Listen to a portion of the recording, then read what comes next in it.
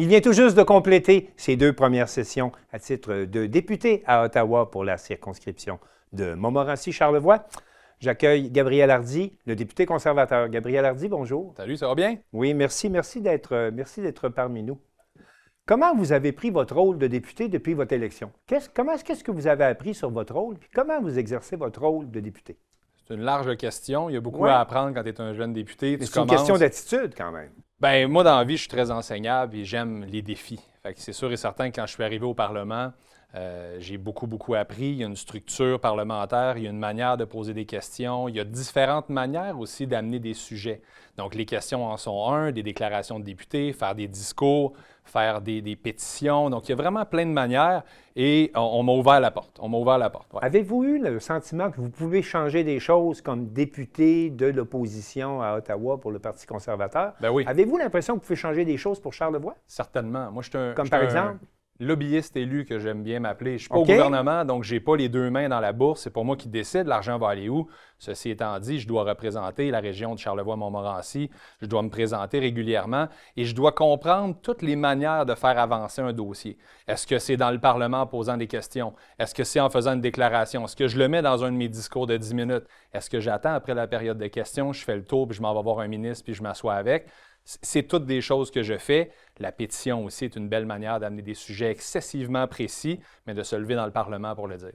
Quels ont été vos dossiers locaux prioritaires dans le courant de la dernière année? Quand je suis rentré... vous nous aviez parlé des agriculteurs, entre autres, que vous mettiez très haut sur votre liste. Je me suis levé régulièrement pour le prix de la nourriture. J'ai justement appelé régulièrement les agriculteurs pour leur dire « Dis-moi ce qui fait en sorte que le prix de la nourriture monte, ta réalité quotidienne, les taxes qui te sont imposées, l'administration, tous les contrats et compagnie. Explique-moi parce que quand je vais me lever pour poser la question, je veux comprendre le contexte puis je veux comprendre comment je peux bien poser la question en 32 secondes pour être capable d'avoir un impact. » Et pensez-vous que ça a de l'impact, ça, poser des questions en Chambre? Certainement que ça l'amène l'opinion publique. Tu sais, la politique, c'est une question d'opinion publique. Tous les politiciens vont regarder ce que les gens veulent. Et plus tu soumets une question, plus tu la mets en place, plus tu l'amènes au Parlement, plus tu tiens imputable le gouvernement de la réalisation de ses décisions. Alors, quand on amène, puis on parle de l'inflation alimentaire, on parle du coût de la vie qui explose, on parle de l'accès au logement,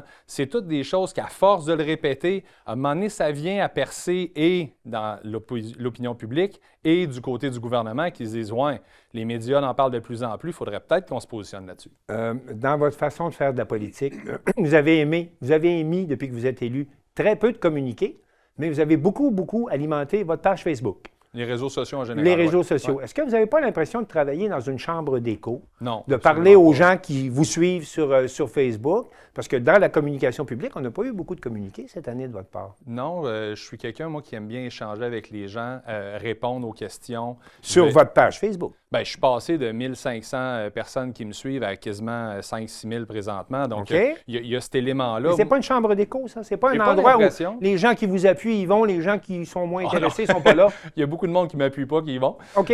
Donc vous êtes visité, vous avez des trolls. Oui, puis c'est correct. Moi, j'ai tout le temps été ouvert au débat, puis j'aime ça. En fait, je pense que le faire aiguise le faire. Donc, quand tu as une question, quand il y a quelqu'un qui te challenge sur un sujet en particulier, au contraire, c'est le fun d'en discuter. Parce que je pense qu'en bout de ligne, on devient des meilleurs humains en s'écoutant, en débattant de des idées, puis en faisant le fait que peut-être je ne l'avais pas vu comme ça et toi non plus. Donc, cette ouverture-là. Mais pour répondre à ta question, pourquoi les réseaux sociaux, selon moi, sont très importants?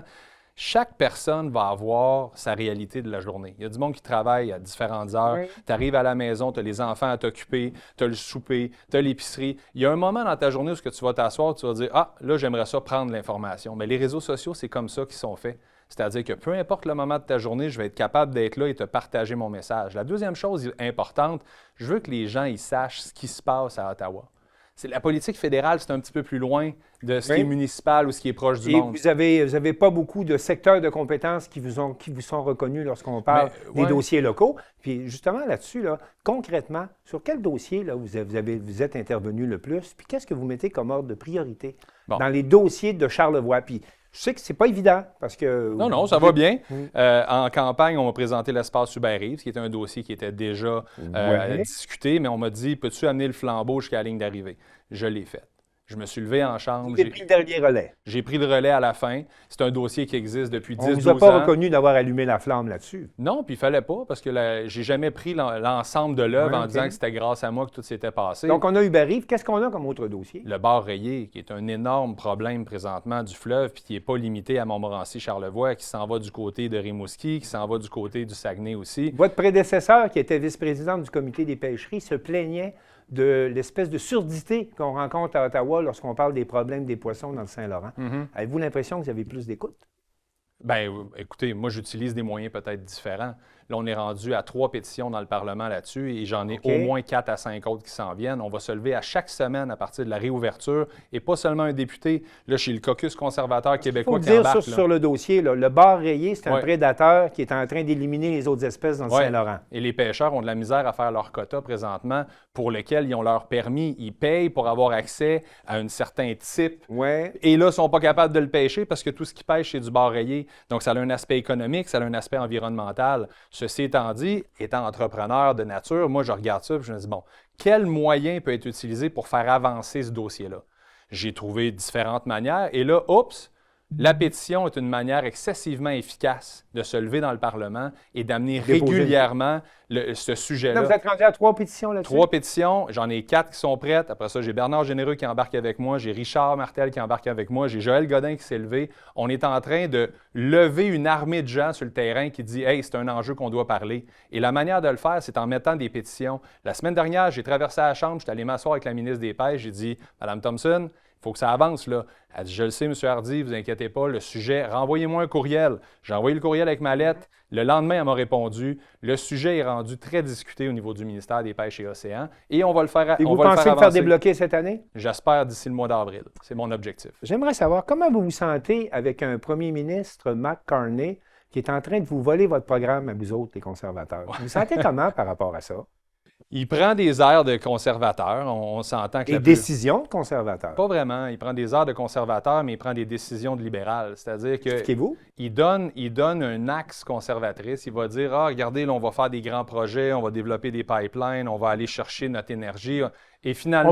On va lever nos restrictions avec l'Alberta. On va lui permettre de produire du pétrole à volonté à partir des gaz bitumineux. Il y a une série de décisions qu'il a prises qui étaient dans votre programme. Il prend des décisions qui ressemblent à notre programme, mais il laisse toujours la porte ouverte à dire « Ouais, mais finalement, si tel groupe ne veut pas, ou si le premier ministre d'Alberta ne veut pas, ou le premier ministre de la Colombie-Britannique dit non, on ne le fera pas. » Alors, en apparence, il va utiliser des propositions conservatrices, mais dans les faits, quand on regarde les résultats, le budget le plus déficitaire de l'histoire du Canada, ce n'est pas une mesure conservatrice, ça. Ensuite de ça, il dit qu'il va investir énormément dans les maisons. Mais là, le directeur parlementaire du budget nous dit, savez-vous quoi, en réalité, si je regarde ça présentement, c'est 10 % de ce qu'il a proposé qui va être accompli. Des grandes annonces sans aucune fondation. Mais ça fait quand même 2 de vos collègues qui vous tournent le dos et qui traversent la Chambre. Pour des intérêts personnels. Vous ne pensez pas que c'est pour l'intérêt du pays? Dans le cas de Chris d'Entremont, il a été très, très clair sur le fait que lui, s'il traversait, c'est parce qu'il n'était pas vice-président de la Chambre. Et ensuite de ça, Mike Olma, j'ai été avec lui au party de Noël du Parti conservateur. Oui. Il était sur la piste de danse. Il était dans les 2 parties, lui. Et lui, c'est un party animal. Ce gars-là aime beaucoup les fêtes de Noël. Alors, on le verra peut-être au NPD l'année prochaine. Peut-être qu'il sera au NPD. Mais non, c'est ça, c'était très, très spécial. On rit, mais c'est pas drôle parce que on risque de se retrouver, vous risquez de vous retrouver avec un gouvernement libéral majoritaire. Puis là, ça va changer la donne pour les prochaines années. Ça va encore plus solidifier ma présence à l'opposition, d'être un lobbyiste élu et d'être une voix forte pour Charlevoix-Montmorency, m'assurer que je suis capable de faire avancer les dossiers malgré le fait que ce n'est pas nous qui avons 2 mains sur le volant. Donc, ce que j'ai déjà commencé à travailler, les stratégies, les manières, les relations aussi que j'ai avec les libéraux. On s'entend, on n'est pas dans les mêmes partis, on n'est pas dans les mêmes opinions, mais à un moment donné, c'est l'avantage du pays. On doit faire avancer notre pays dans la bonne direction. Alors, souvent, je suis l'autre bord, puis je m'en vais en arrière de la Chambre, puis je demande à des ministres de les rencontrer. Et ce sont les libéraux qui concèdent ou c'est vous qui concédez aux libéraux? Parce que dans une négociation comme celle-là, il y a toujours du donnant-donnant. Je ne demande pas de cadeaux. Moi, ce que je dis, c'est on est rendu où dans ce dossier-là? Comment je vais faire avancer les dossiers? C'est toujours en les tenant imputables de leurs décisions. Alors moi, je donne mes avantages, je donne mes arguments en disant l'avantage du pays, ça serait de prendre cette décision-là. Ceci étant dit, si vous ne voulez pas la prendre, vous vivrez avec le poids politique de ne pas la prendre, puis ça va être ma job de m'assurer que le poids politique va être sur vos épaules. Ma job, c'est de représenter les gens de Charlevoix-Montmorency, de représenter nos enjeux et de m'assurer à l'opposition, qui est un rôle excessivement important, de laisser le gouvernement imputable de chaque décision qu'ils prennent parce qu'ils doivent être pris pour l'intérêt des Québécois et des Canadiennes. Avez-vous l'impression que les enjeux nationaux qui sont défendus par votre chef, M. Poilievre, vous laissent un peu d'espace pour qu'on comprenne le travail que vous faites pour défendre les enjeux locaux?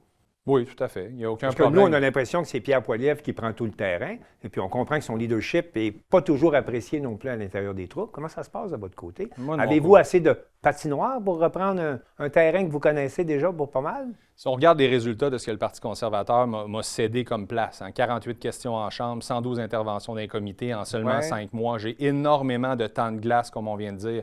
Pierre Poilievre, malgré les apparences de ce que les gens voient peut-être dans les médias, c'est un gars excessivement à l'écoute. Moi, je lui parle régulièrement, mais surtout, je le croise à l'extérieur de la Chambre des communes. Et il prend le temps d'aller parler avec les députés. Comment ça va dans ta région? Qu'est-ce qui se passe? Il connaît énormément les enjeux de chaque secteur, puis il est très intéressé à faire avancer l'intérêt des gens et pas l'intérêt de ses intérêts personnels à lui et ses visions. Dans ce sens-là, quelles seront vos priorités pour l'année à venir? Certainement que c'est l'accès au logement qui va être un gros enjeu pour Charlevoix, pour Montmorency. Qu'est-ce que vous pouvez faire, vous, pour l'accès au logement? Bien, toutes les politiques qui sont présentement prises par les libéraux, notre travail, puis est-ce que c'est régional, est-ce que c'est national? On voit que c'est partout pareil. L'inflation est partout, le prix des logements est partout, le coût des aliments est partout. Ça l'impacte autant la région de Charlevoix-Montmorency que ça l'impacte le Canada en général. La question de l'accès au logement va demeurer prioritaire chez les conservateurs. Très prioritaire. Qu'est-ce qu'on a comme autre dossier? On a l'économie en général, de permettre à nos entreprises de se relever de la crise tarifaire, de pousser justement sur des négociations meilleures avec les États-Unis ou de diversifier nos marchés ou de briser les barrières à l'intérieur du pays pour s'assurer qu'on est capable de faire du commerce interne sans avoir 1 million de normes différentes. J'en parlais aux agriculteurs, tantôt on disait ça. Bien, les agriculteurs, ils me disent, crime, quand je m'en vais en Ontario, il faut que je change de camion puis ils n'ont pas les mêmes normes que nous autres. Ça doit être un enjeu qui est mis de l'avant. Donc, dans les enjeux qui sont présentement... Mais le Parti libéral arrive avec ça, là, avec une uniformisation des règlements à travers le Canada. C'est là que je vous parle qu'ils vous volent votre programme à tout bout de champ. C'est facile de dire, mais de ne pas faire. C'est ça le problème avec les libéraux depuis 10 puis bientôt 11 ans. Ils nous amènent tout le temps avec des grands « on va le faire, puis un jour, vous allez voir, puis regardez, nos idées sont incroyables », mais en bout de ligne, tu regardes, c'est quoi le résultat? Ah ouais, on va juste avoir 10 de notre offre qui va se faire. Ou oui, on a fait ça, mais on ne l'a pas mis en place encore, ça s'en vient. On va engager des agents frontaliers un jour peut-être, ça se peut que... C'est ça qu'on est tanné. À un moment donné, il faut que tu prennes tes décisions. Puis c'est pas toujours facile. Et vous seriez prêt à renverser le gouvernement là-dessus?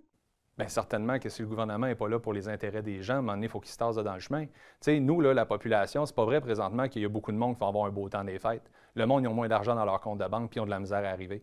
Les banques alimentaires n'ont jamais explosé comme ça. Tu sais, quand on parle que les jeunes de 18 à 24 ans, plus du 3/4 ont de la misère à arriver à se payer de la nourriture et un logement, on a un grave problème. Vous savez que sur le thème, entre autres, là, des banques alimentaires, là, ici dans la région, on se dit, il est où le fédéral? Parce que le fédéral, il donne de l'argent au provincial, c'est le provincial qui soutient les banques alimentaires. Il n'y a pas de lien direct entre le fédéral et les banques alimentaires présentement. Non, mais si on ramène le message dans le Parlement puis on fait en sorte qu'on en parle dans les médias, à un moment donné, ça vient à se rendre sur le terrain puis il y a des gouvernements qui doivent faire leur rôle. Le rôle, nous autres, des conservateurs, puis on ne sera jamais pour de l'ingérence provinciale, mais à un moment donné, il faut soulever les enjeux. Il faut le dire dans le Parlement que le monde n'arrive plus. Parce que quand on cogne aux portes et on croise le monde sur le terrain, c'est ce qu'ils nous disent. C'est important pour l'opposition de se lever puis de tenir imputables les décisions du gouvernement. C'est pas vrai qu'on va les laisser aller comme ils veulent, quand ils veulent, avec l'argent des gens. Chaque dollar qui est dépensé vient de la poche des contribuables. Ça, elle doit être dépensée avec respect puis avec une attitude de toujours être en ligne avec le bien-être des Canadiens et des Québécois. Et c'est ça qu'on défend à l'opposition. Et c'est ça que vous défendrez dans le courant de la prochaine année. Merci d'être venu nous voir. Plaisir. Merci. Et au plaisir de vous accueillir à nouveau. Sans faute, yes.